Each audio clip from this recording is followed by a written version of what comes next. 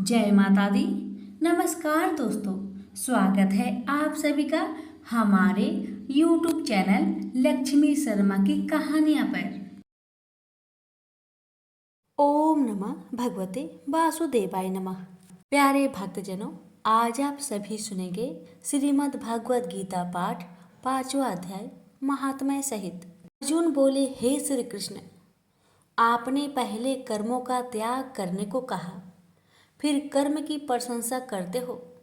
इन दोनों में से जो अधिक हितकर है वह एक बात निश्चय करके बतलाए। श्री कृष्ण जी बोले, हे अर्जुन, कर्मों को त्याग और कर्मों का कर्ता ये दोनों ही मोक्ष प्राप्त करा देने वाले हैं, परंतु इन दोनों में कर्म त्याग से कर्म योग हितकर है। जो किसी से द्वेष नहीं रखता और ना किसी से पदार्थ की इच्छा ही करता है, वह नित्य सन्यासी है। सन्यास और योग को मूर्ख लोग ही अलग अलग समझते हैं। जो इन दोनों में से एक में भी अच्छी तरह स्थित हो जाता है, उसको दोनों का फल प्राप्त होता है। ज्ञान योगियों को जो स्थान मिलता है, वह स्थान कर्म योगियों को भी प्राप्त होता है। हे महाबाहो, कर्म योग के बिना संन्यास को प्राप्त होना दुष्कर है। कर्म करने वाले मुनिजनों को ब्रह्म प्राप्त होने में विलंब नहीं लगता। कर्म योग युक्त शुद्ध अंतकरण वाला मन तथा इंद्रियों को जीतने वाला संपूर्ण प्राणियों में अपनी आत्माओं को देखने वाला कर्म करता हुआ भी कर्म फल में लिप्त नहीं होता। योग युक्त तत्ववेता पुरुष देखते हैं, सुनते हैं, स्पर्श करते हैं, सूंघते हैं, खाते हैं, चलते हैं, श्वास लेते हैं, तो भी यह नहीं मानते हैं कि मैं कुछ भी नहीं करता।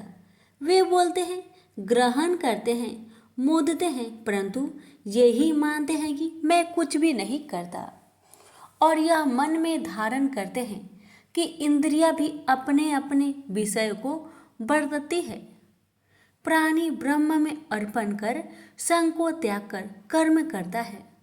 वह पाप में इस प्रकार लिप्त नहीं होता जैसे कि कमल पत्र पर जल नहीं ठहरता। योगी जन शरीर से, मन से, बुद्धि तथा इंद्रियों की आसक्त से रहित होकर आत्मा शुद्धि के निमित्त कर्म करते हैं। योग युक्त पुरुष कर्म फल को त्याग कर मोक्ष रूप शांति का लाभ प्राप्त करता है, और जो योग रहित है वह कर्म फल की इच्छा के बंधन में पड़ जाता है। और सब कर्मों को मन से त्याग करके प्राणी इस नौ द्वारा इंद्रियों की देह रूपी पूरी में ना कुछ करता है और ना कुछ कराता है, आनंद पूर्वक रहता है। परमेश्वर किसी को कर्म में प्रवृत्त नहीं करता। कर्म और फल को उत्पन्न करना ये सब प्रवृत्तियों के द्वारा होता है। परमेश्वर किसी की पुण्य तथा पापों को ग्रहण नहीं करता। जो अज्ञान से आच्छादित है उससे जीवन मोह को प्राप्त होते हैं, परंतु आत्मा ज्ञान के द्वारा जिसका अज्ञान नष्ट हो गया है, उसका वह आत्मज्ञान परमेश्वर के रूप को ऐसा प्रभावित करता है जिस प्रकार सूर्य संपूर्ण संसार को प्रकाशित कर देता है।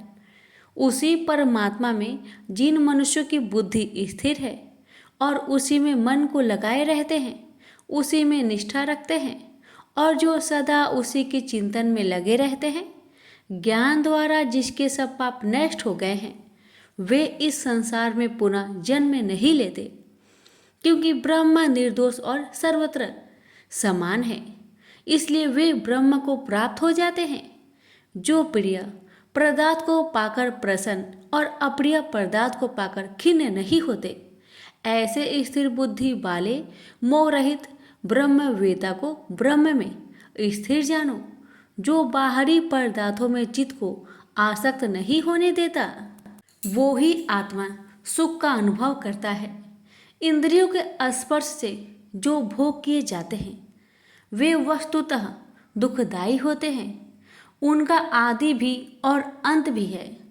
हे कौतन्य, ज्ञानी लोग ऐसे भोगों में रत नहीं होते। शरीर छूटने के पहले जो मनुष्य काम और क्रोध के वेग को सहन करने में समर्थ होता है, वह योगी और सच्चा सुखी है।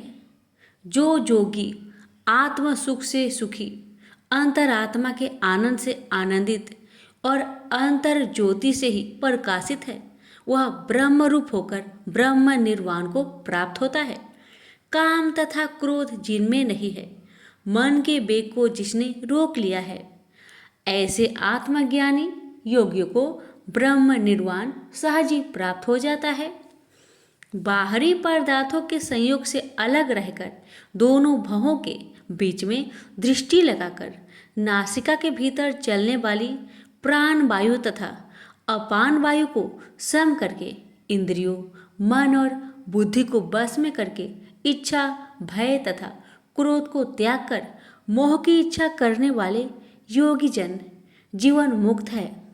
जो मुझको सब यज्ञों और तपों को भोगता, संपूर्ण लोकों का स्वामी और सब प्राणियों को मित्र जानते हैं, उन्हीं को शांति प्राप्त होती है। प्रेम से बोलिए श्री कृष्ण भगवान की जय। यहीं पर श्रीमद् भगवत गीता पाठ 5वां अध्याय समाप्त हुआ। आप सुनेंगे 5वें अध्याय का महात्म्य। श्री भगवान जी बोले, हे लक्ष्मी, अब 5वें अध्याय का महात्म्य सुनो। एक पिंगल नाम का ब्राह्मण अपने धर्म से भ्रष्ट हुआ। वह कुसंग में बैठा, मच्छी मांस खाता, मदिरापान करता, जुआ खेलता। जब उस ब्राह्मण को जाति से बहिष्कृत कर दिया गया तो वह दूसरे देवयुग से पिंगल नाम के राजा के यहाँ नौकर हो गया। राजा से और लोगों की चुगलियाँ किया करे। जब बहुत दिन बीते तो वह धनवान और जवान हो गया और उसने अपना विवाह कर लिया, परंतु स्त्री व्यभिचारिणी आई। वह स्त्री को नित्य मारे। तब उस स्त्री ने दुखी होकर अपने पति को विष दे दिया, जिससे वह मर गया। फिर ब्राह्मण ने तोता का जन्म पाया। कुछ काल बीते यह स्त्री भी मर गई। उसने तोती का जन्म पाया। तब वह फिर उस तोते की स्त्री हुई। एक दिन उस तोती ने तोते से पूछा, हे तोते, तूने तोते का जन्म कैसे पाया और पूर्व जन्म में तुम किस योनि में थे? सारा वृंतांत का हो। तब तोता बोला, हे तोती, मैं पिछले जन्म में ब्राह्मण था, अपने गुरु की आज्ञा नहीं मानता था। तब गुरु जी ने श्राप दिया कि जा, तू तोते का जन्म पाएगा। इस कारण मैंने तोते का जन्म पाया है। अब तू कह, किस कारण से तू तोती बनी है? तोती ने उत्तर दिया, मैं पूर्व जन्म में ब्राह्मणी थी। जब ब्याही आई तो मैंने पति की आज्ञा नहीं मानी। जब पति ने मुझे मारा तब मैंने एक दिन अपने पति को विष दे दिया और वह मर गया। जब मेरी देह छूटी तब मुझे नरक में डाल दिया गया। कई नरकों को भोगकर अब मैंने तोती का जन्म पाया है। यह सुनकर तोते ने कहा, तू बड़ी नीच है जो अपने पति को विष दे दिया। तोते ने कहा, नरक के दुख भी तो मैंने ही सहे। अब तो मैं तुझे अपना पति मानती हूँ। एक दिन वह तोती वन में बैठी थी। वहाँ गिद्ध आया। तोती को उस गिद्ध ने पहचान लिया और वह उस तोती को मारने दौड़ा। आगे आगे तोती, पीछे पीछे गिद्ध। उड़ते उड़ते तोती एक शमशान भूमि में थक कर गिर पड़ी। वहाँ एक साधु का दाह कर्म हुआ था। उस साधु की खोपड़ी वर्षा के जल से भारी हुई थी।